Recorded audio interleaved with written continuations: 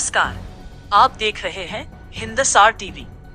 मुंबई में नशे के सौदागरों पर पुलिस ने एक बड़ा प्रहार किया है।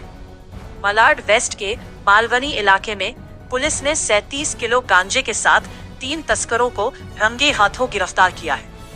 बरामद किए गए गांजे की कीमत लाखों में बताई जा रही है।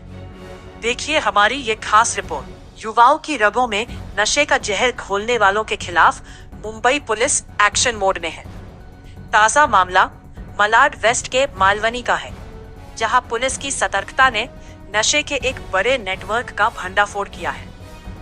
मंगलवार 31 मार्च की अलग सुबह करीब 3 बजे मालवनी पुलिस की एक टीम मारवे रोड स्थित पूनम रोज नर्सरी के पास गश्त कर रही थी। इसी दौरान अंधेरे का फायदा उठाते हुए कुछ संदिग्ध गतिविधि नजर आई। पुलिस ने जब मौके पर पहुंचकर तलाशी ली तो उनके होश उड़ गए। आरोपियों के पास से बिक्री के लिए तैयार 37 किलो गांजा बरामद हुआ।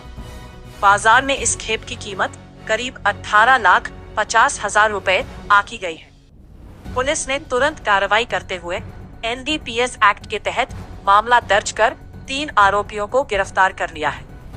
गिरफ्तार आरोपियों की पहचान 28 वर्षीय लवकुश फूलचंद वर्मा, 24 वर्षीय अंकित कुमार मानसिंह और 24 वर्षीय सितू राम कुमार वर्मा के रूप में हुई है। ये तीनों मूल रूप से उत्तर प्रदेश के प्रतापगढ़ के रहने वाले हैं और फिलहाल थाने के भिवंडी इलाके में रहकर इस काले कारोबार को अंजाम दे रहे थे। ये पूरी कार्रवाई परिमंडल 11 के पुलिस उपायुक्त संदीप जाधव के निर्देश और सीनियर PI वानखेड़े के मार्गदर्शन में की गई। आइए सुनते हैं इस बड़ी कामयाबी पर DCP संदीप जाधव का क्या कहना है।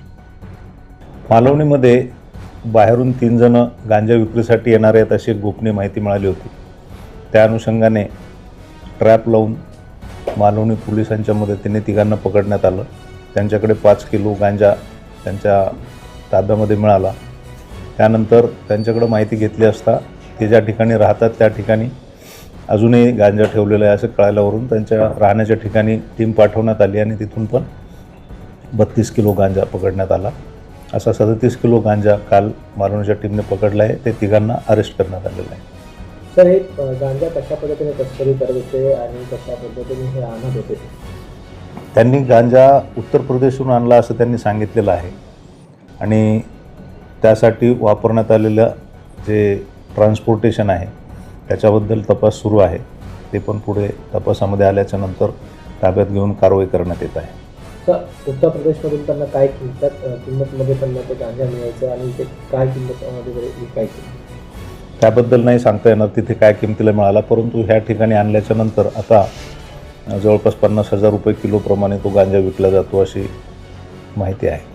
सर, हे गांजा कोणाला कुठल्या युवा पिढ्यांपर्यंत हे पुरवठा करायचे किंवा कोणाकडे करायचे? जसे की आपल्याला माहीत आहे मोठ्या प्रमाणात गांजा आणल्याच्या नंतर ते छोट्या छोट्या डिस्ट्रीब्युटर्सला विकलं जातं आणि त्यांना दिल्याच्या नंतर मग ते खाली कस्टमर्सला थोड्या प्रमाणामध्ये विक्री करतात। परंतु मोठ्या प्रमाणात एकत्र गांजा आणणे आणि त्याचं डिस्ट्रीब्युशन करणे ही त्यांची मोडच होती, म्हणून त्यांना आपण अटक करण्यात आलेली आहे। आरोपींची नावं काय आहेत? आरोपींचं बॅकग्राऊंड काय आहे? आरोपी राहणारे तिघे उत्तर प्रदेशचे आहेत। तिघांचे नावं एक लवकुश फुलचंद वर्मा, अंकित कुमार मानसिंग आणि सितू रामकुमार वर्मा, सर्व 20 ते 25 वर्ष वयोगटातली मुलं आहेत आणि ते मूळचे उत्तर प्रदेश प्रतापगड येथील राहणारे आहेत।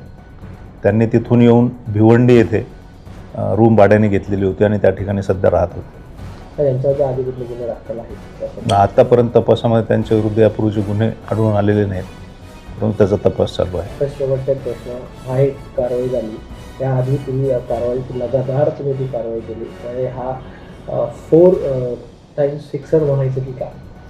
मागच्या काही दिवसापासून आपण बघत आहोत की शासनाचा आणि मुंबई पोलिसांचा NDPSच्या दृष्टिकोनातून अतिशय कडक भूमिका घेण्यात आलेली आहे।